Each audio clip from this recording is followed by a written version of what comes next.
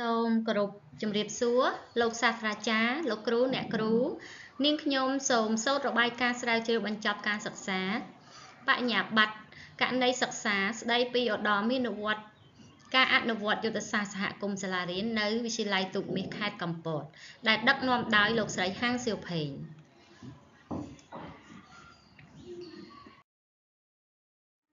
សម្រាប់មាតិកានាងខ្ញុំចែកចេញជា5 1អំពីអ្នកសិក្សា2សេចក្តីសង្ខេបនៃការស្រាវជ្រាវ3ចំណុចលេចធ្លោរបស់វិទ្យាល័យទូកមាស4ទិសដៅអនុវត្តបន្តនិងចំណុចកែលម្អ5សេចក្តីសន្និដ្ឋាននិងអនុសាសន៍1អំពីអ្នកសិក្សានាងខ្ញុំឈ្មោះលីម៉ារីតួនាទីជាលេខាធិការនៃវិទ្យាល័យទូកមាសនាងខ្ញុំជាអ្នកសិក្សាថ្នាក់បញ្ញាបត្រលើកកម្ពស់គុណវុឌ្ឍិចំនួនទី2នៅមហាវិទ្យាល័យអប់រំនៃសាកលវិទ្យាល័យភូមិន្ទភ្នំពេញដែលទទួលជំនួយឧបត្ថម្ភពីគម្រោងកែលម្អការអប់រំចំណេះទូទៅក្រសួងអប់រំយុវជននិងកីឡា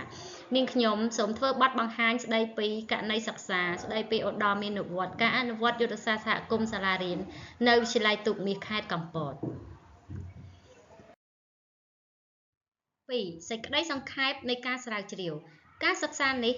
ផ្ដោតលើការអនុវត្តយុទ្ធសាស្ត្រសហគមន៍សាលារៀនដើម្បីស្វែងយល់អំពីរបៀបដែលគណៈគ្រប់គ្រងនិងគ្រូបង្រៀនបំពេញកិច្ចការឲ្យមានប្រសិទ្ធភាពនិងផលជះដល់ការសិក្សារបស់សិស្សវត្ថុបំណងដើម្បីចងក្រងបទពិសោធន៍នៃការគ្រប់គ្រងតាមសាលារៀននិងស្វែងរកមធ្យោបាយកែលម្អលទ្ធផលសិក្សារបស់សិស្សឲ្យឈានទៅរកកម្រិតស្តង់ដារ3ចំណុចលេចធ្លោរបស់វិទ្យាល័យទូកមាសកការប្រឡងតេស្តប្រចាំខែនិងលទ្ធផលសិក្សាសិស្សានុសិស្សទទួលបានលទ្ធផលល្អដោយការខិតខំប្រឹងប្រែងបង្រៀនរបស់លោកគ្រូអ្នកគ្រូនិងប្រឹងប្រែងរៀនសូត្ររបស់កូនសិស្សផងដែរខការបង្រៀននិងរៀនសាលារៀនអនុវត្តកម្មវិធីសិក្សាលម្អិតនិងផែនការបង្រៀនដោយគ្រូបង្រៀនត្រូវរៀបចំបំណែកចែកកម្មវិធីសិក្សាតាមកម្មវិធីសិក្សាលម្អិតសម្រាប់មធ្យមសិក្សាផែនការបង្រៀនប្រចាំឆ្នាំតាមមុខវិជ្ជានិងធ្វើបច្ចុប្បន្នកម្មកិច្ចតែងការបង្រៀនសាលារៀននិងថ្នាក់រៀនត្រូវអនុវត្តកម្មវិធីសិក្សាឲ្យបានត្រឹមត្រូវជៀសវាងការបាត់បង់ម៉ោងសិក្សាដោយកំណត់របបប្រជុំវិតម្លៃការអនុវត្តកម្មវិធីសិក្សាប្រចាំខែប្រចាំត្រីមាសប្រចាំឆមាសនិងប្រចាំឆ្នាំសាលារៀននិងថ្នាក់រៀនដំណើរការស្របតាមនិយមម៉ោងកំណត់ត្រឹមត្រូវតាមការណែនាំរបស់ក្រសួងសាលារៀនបានពង្រឹងវិន័យគ្រូវិន័យសិស្សនិងតាមដានអវត្តមានគ្រូនិងអវត្តមានសិស្សផងដែរការចូលរួមរបស់សហគមន៍តាមបទពិសោធន៍ពីមួយឆ្នាំទៅមួយឆ្នាំបានបង្ហាញថាវិទ្យាល័យទូកមាសមានភាពរីកចម្រើនគឺដោយសារមានការចូលរួមនិងគាំទ្រពីអាជ្ញាធរមូលដ្ឋានសហគមន៍និងមាតាបិតាអាណាព្យាបាលសិស្សនៅក្នុងការបង្កើតគណៈកម្មការគ្រប់គ្រងថ្នាក់រៀននិងគណៈកម្មការគ្រប់គ្រងសាលារៀនកកថកកសដែលមានដំណើរការនិងមានរបបប្រជុំទៀងទាត់ព្រមទាំងចូលរួមក្នុងការតាមដានការសិក្សារបស់កូននិងរៀបចំផែនការកែលម្អអភិវឌ្ឍសាលារៀនប្រតិបត្តិការនិងរដ្ឋបាល1ការគ្រប់គ្រងទូទៅនិងរដ្ឋបាលវិទ្យាល័យទូកមាសមានរចនាសម្ព័ន្ធរដ្ឋបាលគ្រប់គ្រងត្រឹមត្រូវមានប្រព័ន្ធគ្រប់គ្រងទិន្នន័យស្ថិតិអប់រំច្បាស់លាស់2ការរៀបចំផែនការអភិវឌ្ឍសាលារៀនវិទ្យាល័យទូកមាសបានកំណត់ចក្ខុវិស័យបេសកកម្មយុទ្ធសាស្ត្រនិងផែនការសាលារៀន5ឆ្នាំ3ឆ្នាំនិង1ឆ្នាំ3ការវិតម្លៃការបំពេញការងាររបស់បុគ្គលិកវិទ្យាល័យទូកមាសត្រូវផ្តោតការយកចិត្តទុកដាក់លើការបំពេញការងាររបស់បុគ្គលិកដែលនាយករងនិងគ្រូបង្រៀនត្រូវចុះកិច្ចព្រមព្រៀងលទ្ធផលការងារប្រចាំឆ្នាំជាមួយនាយកសាលាត្រូវចុះកិច្ចព្រមព្រៀងលទ្ធផលការងារប្រចាំឆ្នាំជាមួយគណៈគ្រប់គ្រងសាលារៀន4រង្វាយតម្លៃលទ្ធផលសិក្សាបានរៀបចំការវាយតម្លៃលទ្ធផលសិក្សាសិស្សតាមកម្មវិធីសិក្សាស្របតាមគោលការណ៍ណែនាំជាធម្មមានលទ្ធផលនៃការវាយតម្លៃលទ្ធផលរបស់សិស្សជាកម្មវត្ថុនៃការជួយសិស្សរៀនយឺត5ការលើកកម្ពស់សុខភាពសិក្សានិងអាហារូបត្ថម្ភរបស់សិស្សគឺផ្ដោតលើការយកចិត្តទុកដាក់សកម្មភាពលើកកម្ពស់សុខភាពសិក្សានិងអាហារូបត្ថម្ភរបស់កុមារសាលារៀនត្រូវណែនាំគ្រូបង្រៀនពីសេវាថែទាំសុខភាពបឋមជំរុញការសកម្មភាពពិនិត្យសុខភាពសិស្សនិងអនុវត្តអនាម័យជាប្រចាំនិងសុវត្ថិភាពចំណីអាហារដែលមានសុខភាពការអភិវឌ្ឍហេដ្ឋារចនាសម្ព័ន្ធអប់រំសាលារៀនបានតបណ្ដាញអគ្គិសនីតាមអគារសិក្សានិងបំពាក់អ៊ីនធឺណិតសម្រាប់ប្រើប្រាស់នៅក្នុងទីចាត់ការ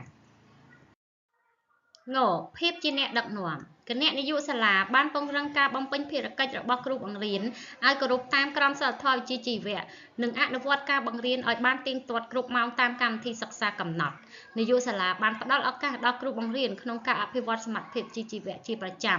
ជំរុញលើកទឹកចិត្តគ្រូបង្រៀនឲ្យចូលរៀនវគ្គលើកកម្ពស់គុណវុឌ្ឍិគ្រូបង្រៀននិងសកម្មភាពដូចជា1វេទិកាសាធារណៈសាលារៀនបានបង្កើតនៅកម្មវិធីជួបជុំអាណាព្យាបាលដើម្បីណែនាំអំពីការកាត់បន្ថយនិងលុបបំបាត់អំពើហិង្សានៅក្នុងគ្រួសារការជំរុញការសិក្សារៀនសូត្រការលើកកម្ពស់អាហារូបត្ថម្ភនិងអប់រំអំពីគ្រឿងញៀនច្បាប់ចរាចរណ៍និងការងារផ្សេងៗទៀត2ការផ្សព្វផ្សាយព័ត៌មានជាសាធារណៈសាលារៀនផ្ដោតការយកចិត្តទុកដាក់ផ្សព្វផ្សាយព័ត៌មានជាសាធារណៈដោយការបង្ហាញលទ្ធផលសិក្សារបស់សិស្សតាម app និងប្រព័ន្ធផ្សព្វផ្សាយ page សាលានិងបិទផ្សាយលើក្តារខៀនព័ត៌មានក្នុងសាលាការកែលម្អបរិស្ថានសិក្សាវិទ្យាល័យទូកមាសមានបរិស្ថានស្អាតស្រស់បំព្រងប្រកបដោយអនាម័យគឺដោយសារការអនុវត្តសកម្មភាពយុវជនទាំង6ក្នុងមួយសប្តាហ៍សាលារៀនមានហេដ្ឋារចនាសម្ព័ន្ធច្បាស់លាស់ងាយស្រួលក្នុងការបម្រើសេវាដល់សិស្សក៏ដូចជាសហគមន៍ពេលចូលមកដល់បរិវេណសាលារៀន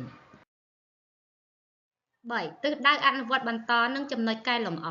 នាងខ្ញុំបដិញ្ញាថានឹងបន្តអភិវឌ្ឍសមត្ថភាពបន្ថែមដើម្បីលើកកម្ពស់កិច្ចការអភិបាលកិច្ចសាលារៀនឲ្យបានកាន់តែប្រសើរហើយមានប្រសិទ្ធភាពនិងកែលម្អនៅចំណុចខ្វះខាតមួយចំនួនដូចជាការពង្រឹងគុណភាពប្រឡងតេស្តប្រចាំខែឆមាសពង្រឹងអភិបាលកិច្ចគ្រូបង្រៀននិងគ្រូទទួលបន្ទុកថ្នាក់ជំរុញដល់គ្រូបង្រៀនឲ្យចេះប្រើប្រាស់បច្ចេកវិទ្យានិងរិះរកវិធីសាស្ត្របង្រៀនឲ្យសិស្សងាយយល់សិស្សចង់រៀនចំពោះចំណុចខ្វះខាតដែលត្រូវកែលម្អដូចជាពង្រឹងទំនាក់ទំនងសាមគ្គីភាពរវាងគណៈគ្រប់គ្រងនិងគ្រូបង្រៀនជាមួយសិស្សនិងសិស្សគណៈគ្រប់គ្រងគ្រូបង្រៀនជាមួយសហគមន៍និងអាណាព្យាបាលសិស្សឲ្យកាន់តែល្អប្រសើរជាងនេះទៀត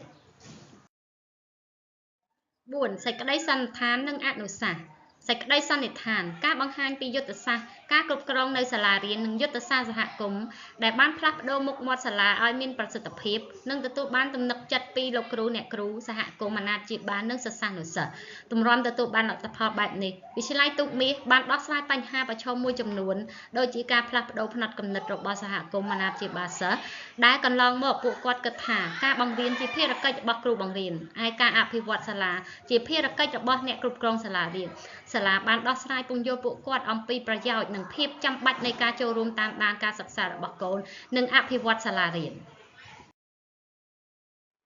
អនុសាសន៍តាមរយៈការសិក្សាស្រាវជ្រាវនេះយើងខ្ញុំអាចមើលឃើញយ៉ាងច្បាស់ថាសាលារៀនគឺជាបេះដូងនៃសហគមន៍ហើយសហគមន៍គឺជាកម្លាំងចលករមិនអាចខ្វះបានសម្រាប់សាលារៀនជោគជ័យដែលវិទ្យាល័យទូកមាសសម្រេចបានមិនមែនកើតឡើងដោយចៃដន្យនោះទេប៉ុន្តែវាគឺជាផលនៃកិច្ចសហការយ៉ាងស្អិតរមួតនិងការបដិញ្ញាចិត្តរបស់គណៈគ្រប់គ្រងទទួលបានការជឿជាក់ពីសំណាក់អាណាព្យាបាលសិស្សគ្រប់រូបជាទីបញ្ចប់នាងខ្ញុំសូមគោរពថ្លែងអំណរគុណយ៉ាងជ្រាលជ្រៅចំពោះគណៈធិបតីនិងគណៈកម្មការដូចជាលោកសាស្ត្រាចារ្យបណ្ឌិតសុកសូតលោកស្រីហាំងស៊ីផេងកញ្ញាលៀងលេងកិច្ចនិងលោកសាស្ត្រាចារ្យលោកគ្រូអ្នកគ្រូដែលបានចំណាយពេលវេលាដ៏មានតម្លៃមកតាមដានការបង្ហាញរបស់នាងខ្ញុំ